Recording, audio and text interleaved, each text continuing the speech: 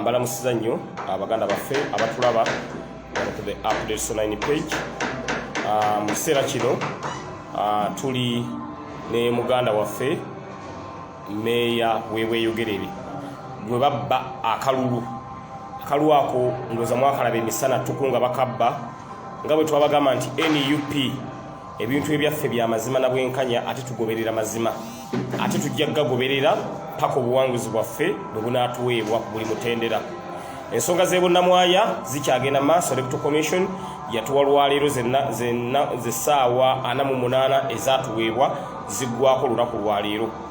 Ate era n'ensonga y'Ebweyogerere because basooka kubba w'Ebweyogerere ne bamala ne babba muganda waffe bali ku ddembe naye ne bamubba. So ze events bbiri ezaagwawo ku lunaku olwo wali ewa Kiso nga returning officer y'omu alangirira abantu bakubiri bakusatu bakuna mu be babba ne muganda waffe alina okubeera meeya Obweyogerere naye mwe bamubbira akalulu era naye mu kiseera kino yataddeyo mu kooti ate era n'atakomaoko ne Electoral Commission yagiwandiikidde. N'olwekyo kyetunoonya twetaaga wiini zaffe kubanga abantu be baazituwa. N'olwekyo ze wiini ebbiri ze twetaaga ey'Ebweyogerere n'ey'ebonnamwaya. Ey'ebonnamwaya tulinda bulinzi ssimu ya Electoral Commission era essimu nagikyaginze dda muliro kweguli tennavaako ninze bulinzi kasimu kuvuga nti Segirinya leeta candidate gwe bayita bali ku ddembe tumulangirire nga chairman ow'ebonnamwaya. Ninze bulinzi kasimu kubanga batuwa lwaleero aba Electoral Commission era wendi wano nakedda wendi ninze naye nga ate malirizeeyo ensonga kati ate ndi mukwasaganya n'ensonga ya muganda waffe meeya w'Ebweyogerere naye yakoze process yemu nga gye twakola era naye ngenda mubawaako abannyonnyole because nolwali lukwe olw'okwagala okubeera nga bakandidate bonna aba National Unity Platform abawangula akalulu banyakule wiini zaabwe. Banange ffe ebintu byaffe bya mazima na bwenkanya abantu babakedde ne batiikinga omuntu ne bamulonda.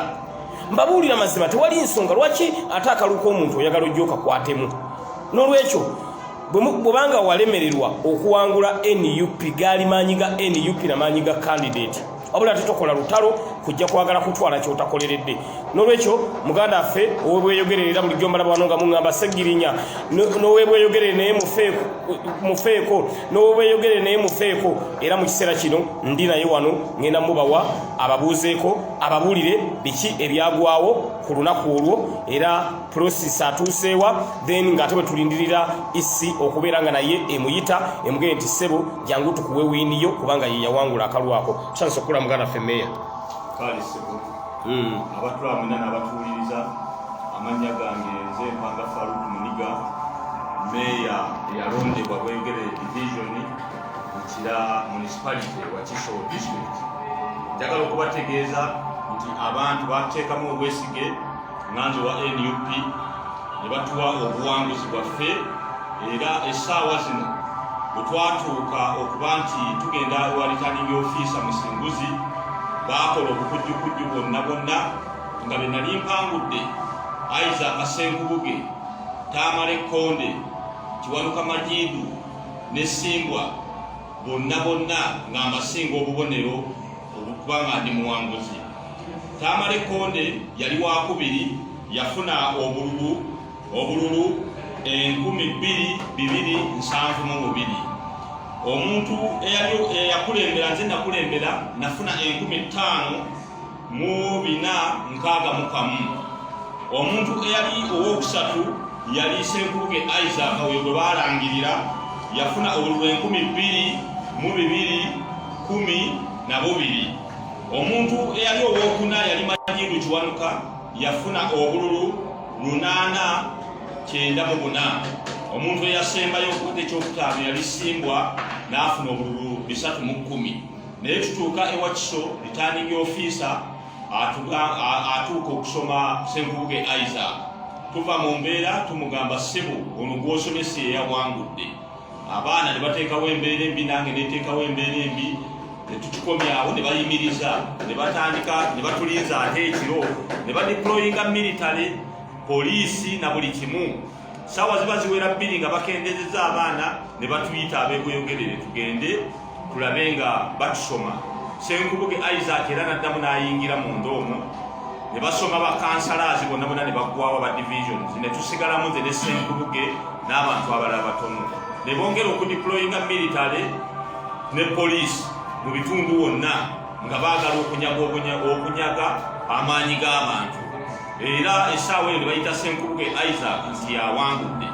Munnange candidate eyali owookuna Majidu Kiwanuka najja n'agamba returning official si eyawangudde nga tebakyatuwuliriza nga ne DRA forms zaffe tuziina naye omukulu oli nga tewali kyayina Senkubuge Isaac n'ennumba returning officer ne mugamba lwaki oyagala okulangirira omuntu ozannyira mu maanyi g'abantu returning officer nga tampuliriza.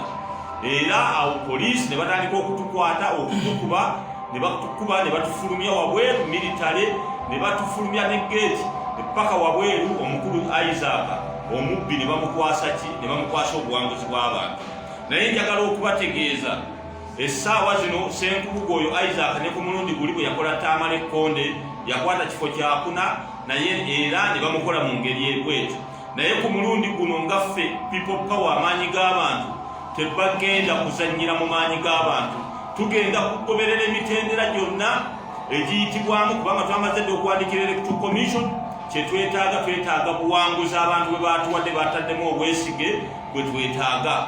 Electoral Commission bwe neba tukoze kintu ekyo ne tukwata emitendera emirala naddala egya kooti bwe banaaba tebatuwadde buwanguzi bwaffe tugenda kudda mu bantu tuteekewo amaanyi g'abantu ge galina okubanga gakulembera abantu kubanga si mundu yegenda okukulembera bwegere division nga Senkubuge Isaac ne Mamerito bye bakozesa ku luno tebigenda kubanga bwe byali. Twetaaga amaanyi g'abantu okuba nti ge gatudde mu ofiisi. Mwebale nnyo, mwebalire ddala. Mpozi meya asanyuse nnyo abantu batemedde bulungi nnyo. Waliwo ne wana akutumidde bamuyita Abudukuzito Kwikizo omusajja wo nnyo angambye Ssegirinya ngambira meya nti kuba Abudu amutumidde nnyo.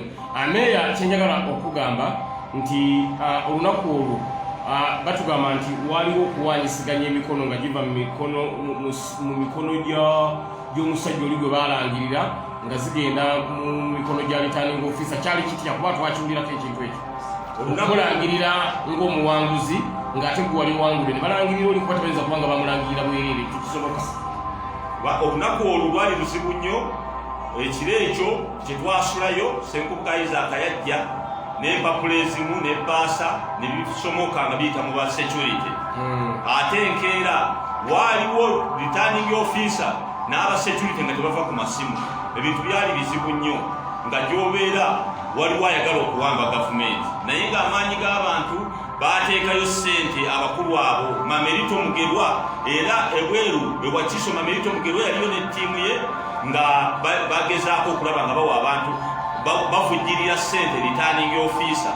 Mu mbeera eyo ne tubanga obuwanguzi bw'abantu bakyabulinnyeemu naye tuwooninga abantu amaanyi gaabwe bageetaaga nga gali ku division nga mpanga Faruku bwe balonda yatudde ku bwegere division. Mpozi ekirala kyogera okumukolera manyi olina buli obululu bw'abakandidates bonna bwe baafuna naawe bwe wafuna. Omanyi abantu baagala nnyo okumanya kandidate waffe yafuna bumeka n'oli manyi oziinawo ndowooza. Mbadde nsaba ogenda kunsomera buli polling station nga n'abantu bwe bagatta abali eri bennyini bano abatulaba abali kuno abayitiridwa ennyo bamanye nti ebintu ebyaffe birina evidence nga bwe twakoze ekintu ky'erunnamwaya evidence yatutaasiza nti tulina obujulizi obwa candidate oli bwe yafuna ate nga DRA forms ziraba z'olina wano ne gundi ba agenti booli basayininga bo bennyini nga bakkiriza obulu bwe bafunye n'aba agenti bo ne basayininga.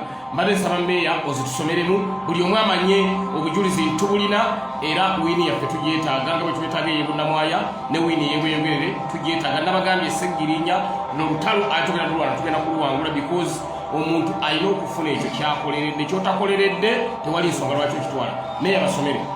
Polling stations ziri 67.